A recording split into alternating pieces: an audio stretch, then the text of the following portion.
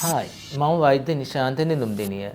අද මම කතා කරන්න යන්නේ පීව නැත්නම් උණ පිළිබඳව. අපි බොඩි ටෙම්පරේචර් එක බලන ක්‍රමය අනුව බොඩි ටෙම්පරේචර් එක වෙනස් වෙන්න පුළුවන්. එතකොට උණ කියන්නේ රෝගයක් නෙවෙයි. ඒක රෝගයක රෝග ලක්ෂණයක් විතරයි. අපි බලමු ඔබට උණ ඇති විට ඔබ වෛද්‍යවරයෙකු වෙත යොමු විය යුත්තේ කුමන අවස්ථාවලදීද කියලා. අපි දැන් බලමු ඔබට උණ තත්ත්වයක් තියෙනවා නම් ඔබ කළ යුත්තේ කුමක්ද කියලා. මතක තියාගන්න උණ කියන්නේ රෝගයක් නෙවෙයි. ඒක රෝගයක රෝග ලක්ෂණයක් විතරයි. හායි මම වෛද්‍ය නිශාන්ත නිදුම්දෙනිය. අද මම කතා කරන්න යන්නේ පීව නැත්නම් උණ පිළිබඳව. මොකද උණ කියන්නේ? උණ කියන්නේ අපේ බොඩි ටෙම්පරේචර් එක වැඩි වෙන අවස්ථාවලදී අපි උණ කියනවා. ඇත්තටම අපේ බොඩි ටෙම්පරේචර් එක මෙෂර් කරන්න ගන්නේ ස්ටෑන්ඩඩ් යුනිට් එක විදිහට සෙල්සියස්. අපේ සාමාන්‍යයෙන් බොඩි ටෙම්පරේචර් එක වෙන්නේ සෙල්සියස් අංශක 37යි. ෆැරන්හයිට් වලින් කියනවා නම් 98.6යි. අපගේ බොඩි ටෙම්පරේචර් එක පුද්ගලයෙක්ගෙන් පුද්ගලයට වෙනස් වෙනවා. ඒ වගේම වයස අනුව වෙනස් වෙනවා. කුඩා දරුවන්ගේ බොඩි ටෙම්පරේචර් එක වැඩි අතර වයසක අයට යනකොට බොඩි ටෙම්පරේචර් එක අඩු වෙනවා. ඒ වගේම දවසේ කාලය අනුව බොඩි ටෙම්පරේචර් එක වෙනස් වෙනවා. උදේ කාලයේදී අපේ බොඩි ටෙම්පරේචර් එක අඩු වෙන අතර දවල් වෙනකොට බොඩි ටෙම්පරේචර් එක වැඩි වෙනවා. ඒ වගේම අපි ශාරීරික ක්‍රියාකාරකම් වල යෙදෙනකොට අපේ ඇඟේ බොඩි ටෙම්පරේචර් එක වැඩි වෙනවා. ඒ වගේම අපි බොඩි ටෙම්පරේචර් එක බලන ක්‍රමය අනුව බොඩි ටෙම්පරේචර් එක වෙනස් වෙන්න පුළුවන්. උදාහරණයක් විදිහට අපි සාමාන්‍යයෙන් බොඩි ටෙම්පරේචර් එක බලනවා මේ මුඛ මාර්ගයෙන් බලන්න පුළුවන්, ඒ වගේම ගුද මාර්ගයෙන් බලන්න පුළුවන්, ඒ වගේම කිහිල්ල ආශ්‍රිතව බොඩි ටෙම්පරේචර් එක බලන්න පුළුවන්.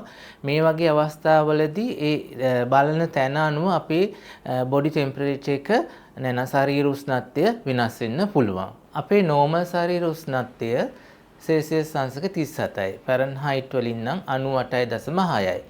එතකොට අපේ ශරීර උෂ්ණත්වය සෙල්සියස් අංශක 38ට වඩා වැඩි වෙන විට ෆැරන්හයිට් වලින් නම් 100.4ට වඩා වැඩි වෙන විට අපි කියනවා උණ නැත්නම් පීව තත්ත්වයක් කියලා. එතකොට උණ කියන්නේ රෝගයක් නෙවෙයි. ඒක රෝගයක රෝග ලක්ෂණයක් විතරයි. එතකොට උණ ඇති වෙන්න හේතු වෙන්නේ අපේ ඇඟට බාහිරින් ඇතිවෙන සාධක වලට ප්‍රතික්‍රියා කරන්න අපේ ප්‍රතිශක්තිකරණ පද්ධතිය ක්‍රියාත්මක වෙනවා. මේකේ අතුරුඵල විදියට නිකුත් කරන රසායනික ද්‍රව්‍ය නිසා අපේ ඇඟේ උණ උෂ්ණත්වය වැඩි වෙන්න පටන් ගන්නවා. එතකොට උණ ඇතිවීමට බාහිර සාධක බලපානවා. පිට බාහිරින් ඇතුළු වෙන සාධක මේවා විස බීජ වෙන්න පුළුවන්. උදාහරණ විදියට වෛරසස්, බැක්ටීරියා ඒ වගේ වෙන්න පුළුවන්. ඒ වගේම අපේ ඇඟ තුලින් ඇති වෙන සමහරක් රෝගී තත්ත්වයන් තියෙනවා. අපි ඒවට කියනවා ඔටෝ ඉමුනි ඩිසීසස් කියලා. ඒ වෙනි අවස්ථාවකත් අපේ ශරීර උෂ්ණත්වය වැඩි වෙන්න පුළුවන්. අපි බලමු ඔබට උණ ඇති විට ඔබ වෛද්‍යවරයෙකු වෙත යොමු විය යුත්තේ කුමන අවස්ථාවලදීද කියලා. ඔබට තද උණක් තියෙනවා නම් තද උණ කියන්නේ සෙල්සියස් අංශක 39.5 නැත්නම් ෆැරන්හයිට් 103.5ට වඩා වැඩි ශරීර උෂ්ණත්වයක් තියෙනවා නම් ඔබ වෛද්‍යවරයෙකු හමු විය යුතුයි. ඒ වගේම ඔබට උණ සමග තද ඔලුව කැක්කුමක්, ඒ වගේම හුස්ම ගැනීමේ අපහසුතාව, සීකල්පනාවේ වෙනස් වීමක්, ඇඟේ රෑෂස් වගේ දාලා තියෙනවා නම් ඔබ වෛද්‍යවරයෙකු වෙත යොමු වෙන්න ඕන. ඒ වගේම මාස 3ට වඩා කුඩා දරුවන් වෛද්‍යවරයෙකු වෙත යොමු කරන්න ඕන. එයාලට උණ තියෙනවා නම්. අපි දැන් බලමු ඔබට උණ තත්ත්වයක් තියෙනවා නම් ඔබ කළ යුත්තේ කුමක්ද කියලා. ඇත්තටම උණ තත්ත්වයක් තියෙනවා නම් ඔබ සෑහෙන ප්‍රමාණයකට විවේක ගන්න ඕන. ඒ වගේම දියරමය පානයන් වැඩිපුර භාවිතා කරන්න ඕන.